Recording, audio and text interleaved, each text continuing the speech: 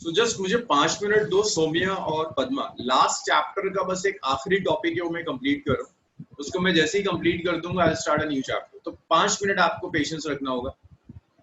So last जो हमने topic किया था दैट वाज क्रॉस प्रोडक्ट। मेत्री कर दिया, अनम्यूट कर दिया बच्चों। Yes sir.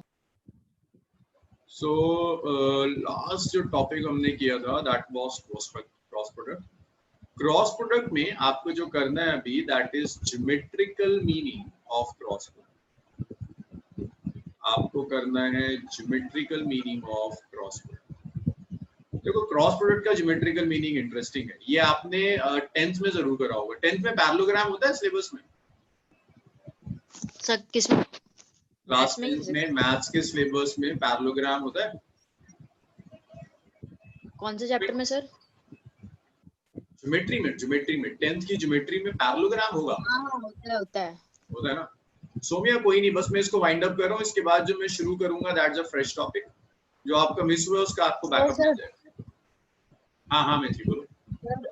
आपको वो क्या कहते हैं, मैं रिमाइंड करा दूं कि वो राइट हैंड थंब रूल भी बताना, तो आप इसके बाद बताओगे पहले बताओगे? हाँ इसके बाद ओके सर। तो अगर एक पैरेललोग्राम दिया हुआ है, एक साइड ए दूसरी side B, angle is theta,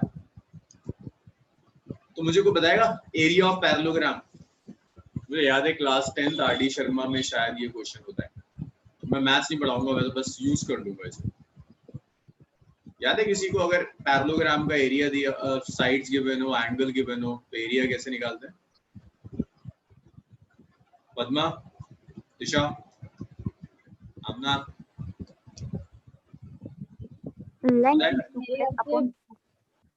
area length into breadth upon 2.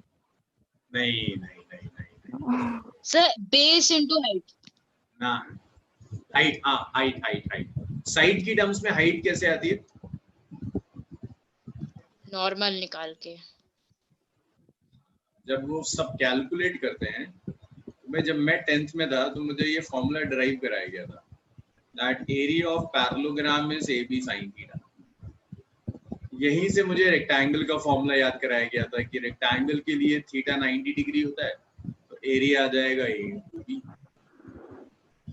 तो पैरेललोग्राम का एरिया जो आप मैथ्स में करते हो ज्योमेट्री में क्लास 10 तक, that is AB sin theta.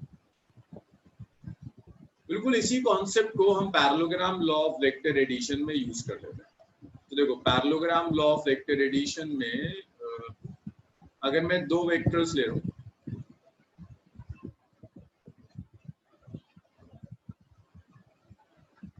this is vector A, this is vector B, angle between them is theta।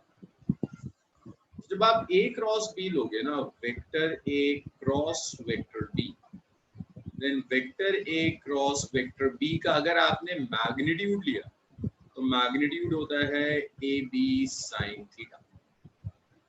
और AB sin थीटा कहने का मतलब है अगर मैंने B और A के पैरेलल साइड्स लेकर पैरेललोग्राम कंप्लीट कर लिया, so this is the area of parallelogram. So geometrically A cross B which is AB sin theta is area of parallelogram। ये पैरेललोग्राम का एरिया होगा जिसकी साइड्स A और B थी। अच्छा, तुम में से कोई बताएगा डायगोनल ऑफ पैरेलल? ये तो एरिया मैंने बता दिया। This is geometrical meaning of cross product, that geometrically cross product is area of parallelogram. अच्छा, अगर मैं कहूं डायगोनल निकालो पैरेललोग्राम का, बताएगा मुझे how to calculate diagonal of parallelogram?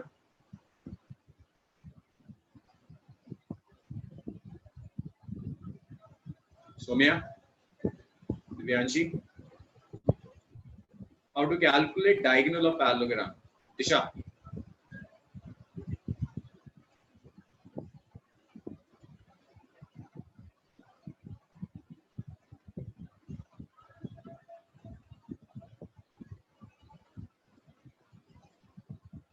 हाँ तो बताएगा डायगोनल कैसे आएगा? तुम लोग ऐसे चुप हो जाते हो जैसे कभी सुना ही ना हो कुछ। पढ़ा हुआ है तुमने, वेक्टर्स में पढ़ा है ना, वेक्टर्स में पढ़ा है तुमने ये डायगोनल कैसे निकालते हैं। बहुत स्ट्रेस दी थी, बहुत टाइम दिया था इसके ऊपर। नहीं, हाँ हाँ हाँ मेट्री, कुछ लॉ भी नाम था ना फिजिक्स में, कुछ लॉ था जिस लॉ से आप डायगोनल निकाल सकते हैं। भाई डायगोनल क्या होगा, रिजल्टेंट, पढ़ा था पैरेललोग्राम लॉ। Yes sir. तो पैरेललोग्राम लॉ देगा ना तुम्हें डायगोनल, अगर डायगोनल चाहिए use parallelogram law directly, area चाहिए तो ए क्रॉस बी यूज करो।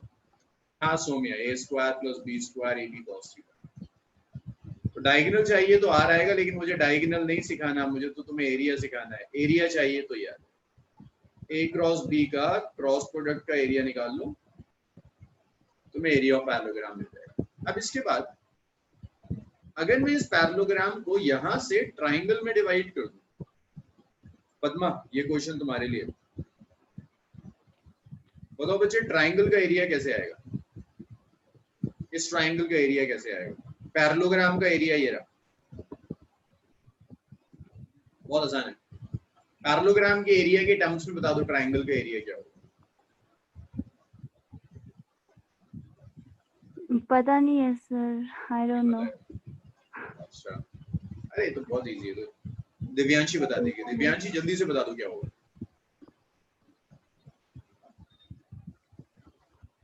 दिव्यांशी ने पढ़ना लिखना बिल्कुल छोड़ा हुआ है आज का।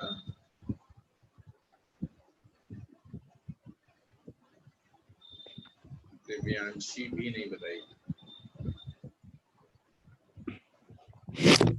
दिशा तुम बताओगी क्या होगा एरिया ऑफ ट्राइंगल अगर पैरेललोग्राम का एरिया दिया है? तो लग रहा है थोड़ी देर तुम लोगों को जगाना पड़ेगा, फिर मैं कुछ पढ़ा पाऊंगा। दिशा सर इसको अपॉन में 2 कर देंगे। हाँ डिवाइड कर दो, देखो पैरेललोग्राम का हाफ कर दोगे तो ट्राइंगल हो जाएगा। तो देखो फिर मैं इसमें ऐसी कौन सी चीज थी जो नहीं पता था। Area of parallelogram low and divide this area by 2. So it's mod of A cross B divided by 2. अच्छा हाँ, मैं तुमसे तो पूछना ही भूल गया, कोई नहीं। तो ट्राइंगल का एरिया क्या होगा, A क्रॉस B का मॉड लो से 2 से डिवाइड कर दो, वो आपको ट्राइंगल का एरिया देगा। Area of triangle is this. So geometrically cross product होगा एरिया ऑफ पैरेललोग्राम, ट्राइंगल का एरिया जो भी पैरेललोग्राम का एरिया आएगा उसका हाफ कर देंगे। और कभी कभी ना न्यूमेरिकल्स में एक और चीज पूछ लेता है। मैंने आपको सिखाया था ए क्रॉस बी के बाद जो वेक्टर आता है वो ए और बी दोनों के परपेंडिकुलर है। तो अक्सर न्यूमेरिकल्स में वो पूछ लेता है calculate a unit vector perpendicular to both vector A and vector B। तो आपसे कहता है यूनिट वेक्टर कैलकुलेट कर दो, और कंडीशन ये है कि यूनिट वेक्टर A और B दोनों के परपेंडिकुलर होना चाहिए। कोई प्रॉब्लम नहीं, यूनिट वेक्टर क्या होगा, A क्रॉस B। ये तो वेक्टर है जो दोनों के परपेंडिकुलर है, इसका यूनिट वेक्टर बनाने के लिए इसी के मैग्नीट्यूड से डिवाइड कर दो। So it's a unit vector which is perpendicular to both A। इतना लिखो।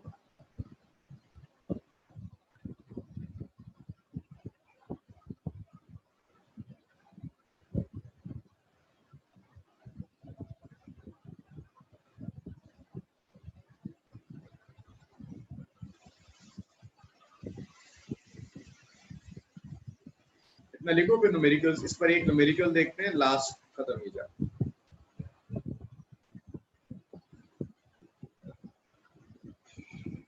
मैत्री क्लियर इतना?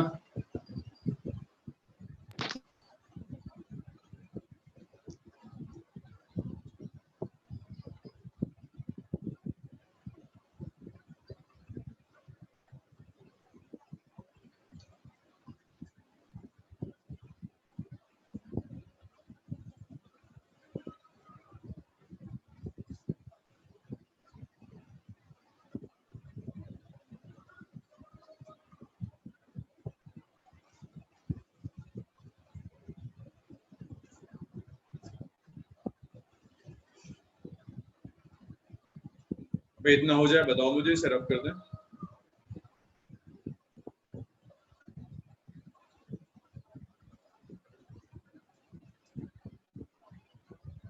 दिशा हो गया, रब कर दूं?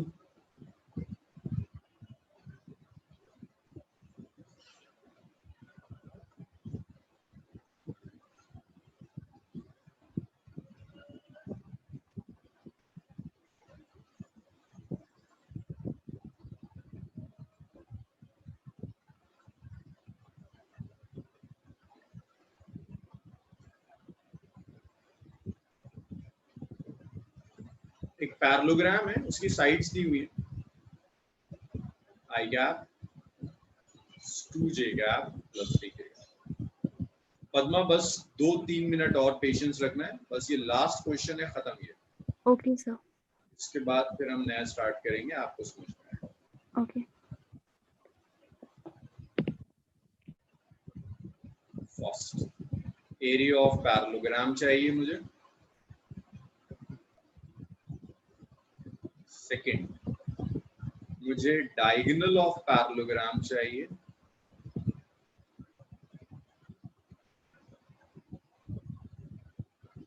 एरिया ऑफ ट्रायंगल भी चाहिए,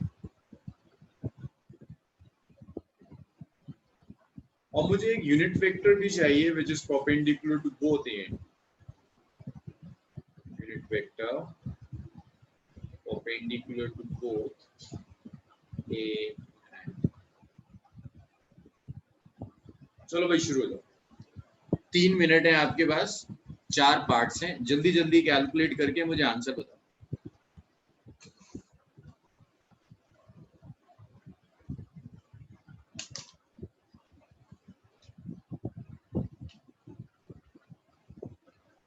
पद्मा आपका स्कूल कौन सा है? ले में ना? ले नहीं, हमारा ले नहीं। Yes, sir.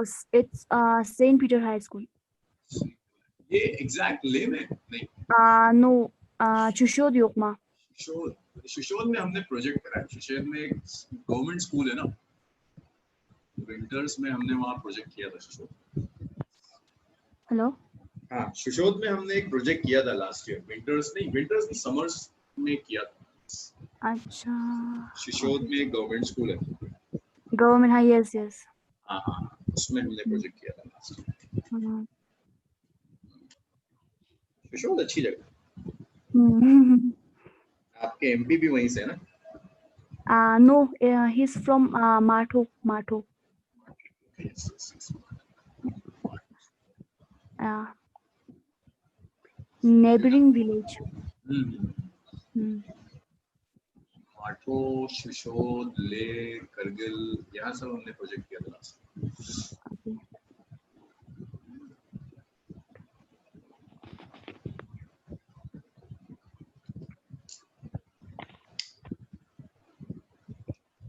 हाँ, एरिया इज, मेरी तरह सस्पेंस क्यों रखती है? एक बार में लिख दिया करना, एरिया इज, 2 मिनट रुकाएगी फिर लिखेगी।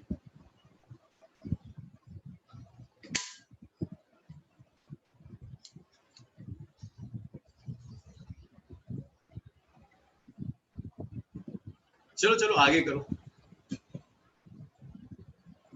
मेत्री एक बार पीछे पलट के देखो कि एरिया जो मैंने लिखा था वो था क्या? ए क्रॉस बी था या कुछ और था? बिल्कुल आंखें खोल के देखना, एरिया जहां लिखा था मैंने that was A cross B या कुछ और लिखा था?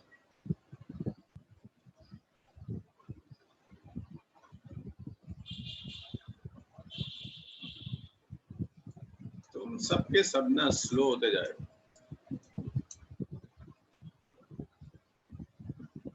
अरे नहीं यार, ना ना।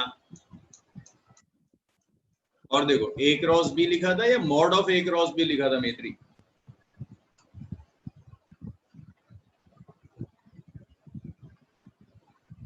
ए क्रॉस बी था या मैग्नीट्यूड था सिर्फ? आमना, दिव्यांशी, चलो सोमिया तो आज गड़बड़ होगी, सोमिया से कोई बात नहीं। दिशा,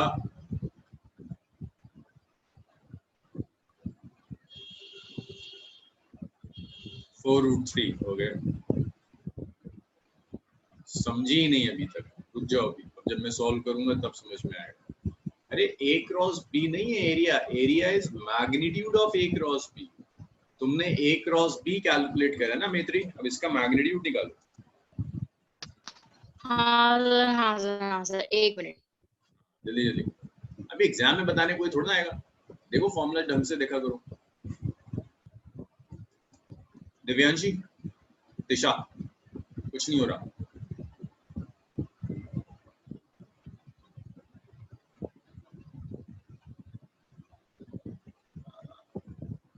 four root 3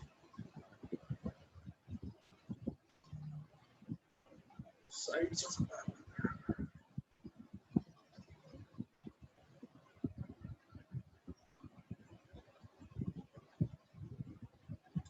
So this is vector A. अब कुछ ठीक है. This is vector B. आपने यहाँ पैरेललोग्राम कंप्लीट किया. एरिया ऑफ पैरेललोग्राम के लिए एक दिशा तुमसे अब भी नहीं हुआ, तुम थी लास्ट क्लास में.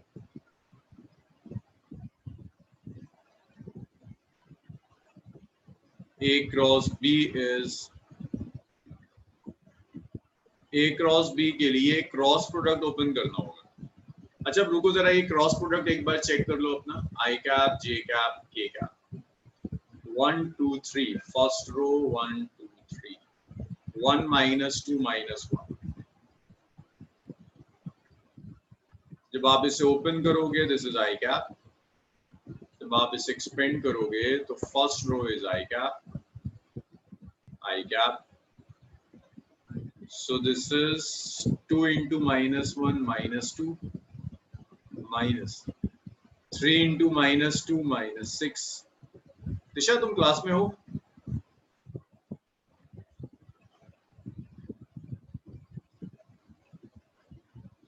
मुझे सॉल्व नहीं हो रहा, एक भी सॉल्व नहीं हो रहा बच्चे.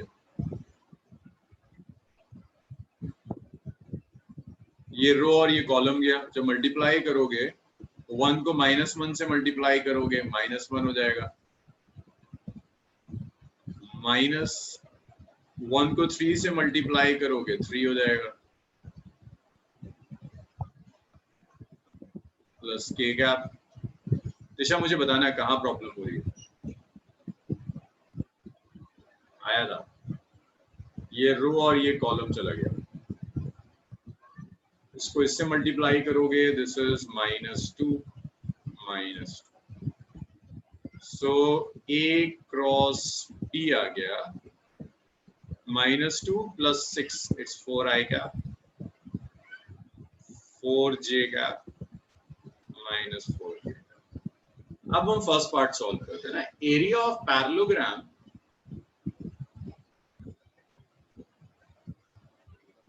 mod of A cross B. So area of parallelogram, I cap का कोफिशिएंट क्या है 4, इट्स 4 स्क्वायर. J कैप का कोफिशिएंट 4 4 स्क्वायर. K कैप का कोफिशिएंट -4 -4.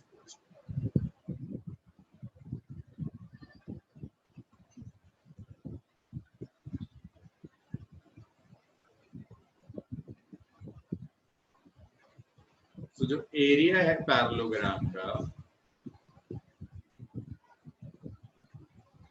तो 16 16 16 32 आ गया √48. इसे आप लिख सकते हैं 4√3. That's area of parallelogram. Second क्या चाहिए था? डायगोनल चाहिए.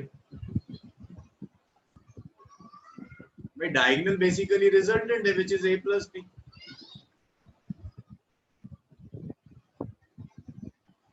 A is I cap plus 2J cap plus 3K cap.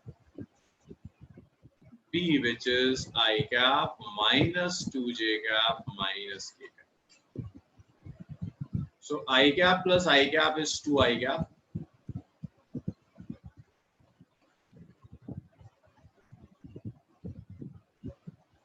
Two J cap minus 2J cap is 0K cap. 3K minus K is 2K cap. तो जो resultant है that resultant is 2I cap plus 2K cap.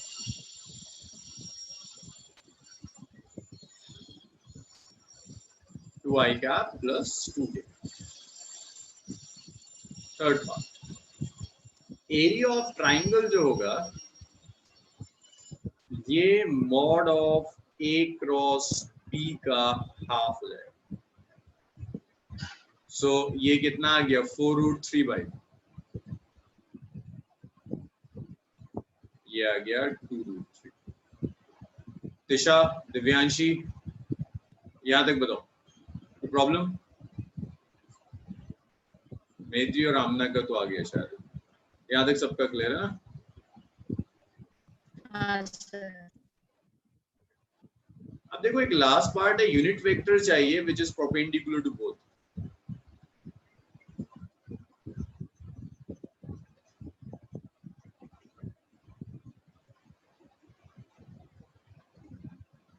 Unit vector fourth part में unit vector perpendicular to A and B.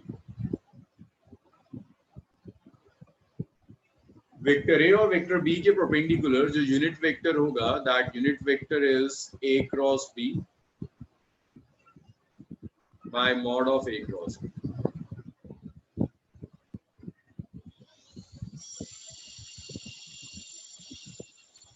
A cross B देखो इतना आया 4i cap plus 4j cap minus 4k। Mod of A cross B कितना है 4√3। सो it's a unit vector जो ए के भी perpendicular है और बी के। इन चारों पार्ट्स में बताओ, कोई डाउट है किसी को?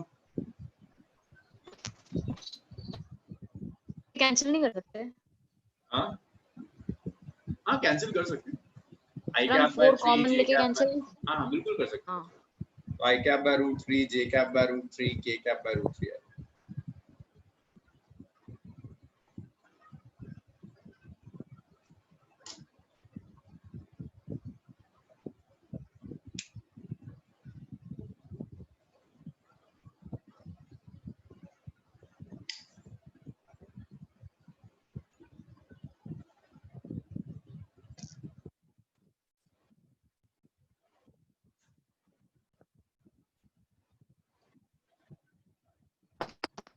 डन।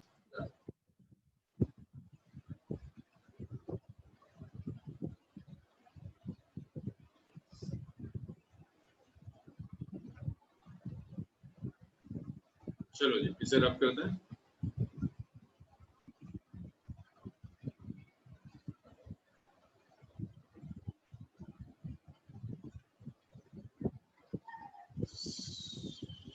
नेक्स्ट देखिए, अब राइट हैंड थंब रूल मैंने सिखाया नहीं था क्योंकि उसकी जरूरत नहीं पड़ेगी, बट एक बार देख लो राइट हैंड थंब रूल क्या होता है। आपको दो वेक्टर्स दिए हैं, vector A vector B and angle between them is theta.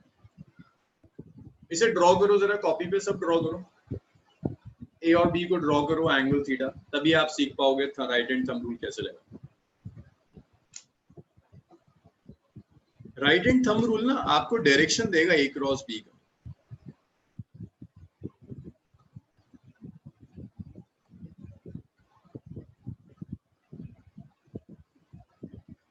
Right hand thumb rule आपको सिंपली ए क्रॉस बी का डायरेक्शन देगा। तो राइट हैंड थंब रूल देखो लगाते कैसे। फर्स्ट वेक्टर क्या है, वेक्टर ए। फर्स्ट क्या है, वेक्टर ए। वेक्टर ए के अलोंग अपना फिंगर रखो, राइट हैंड लो, फिंगर रखो वेक्टर ए के अलोंग, वेक्टर ए की डायरेक्शन, और उसे वेक्टर बी की तरफ कर्ल कर दो। ये जो थंब होगा ये आपको ए क्रॉस बी का डायरेक्शन देगा। That's a simple right hand thumb. Vector A के अलोंग रखा, बी की तरफ कर्ल कर दिया, थंब बाहर जा रहा है। जब आप कॉपी पर अप्लाई कर रहे होगे तो कॉपी के प्लेन से ऊपर जा रहा होगा, जब आप इसे अप्लाई करेंगे ये ऊपर जा रहा होगा। That's direction of A cross. मेत्री आया राइट हैंड थंब रूल? ए के अलोंग रखो, बी की तरफ कर्ल कर दो, थंब जहां भी जाएगा वो ए क्रॉस बी पे। बी क्रॉस ए लोगे तो थंब इनवर्ड जाएगा, बी के अलोंग रखो, ए की तरफ कर्ल कर दो इनवर्ड, तो A cross B is inward.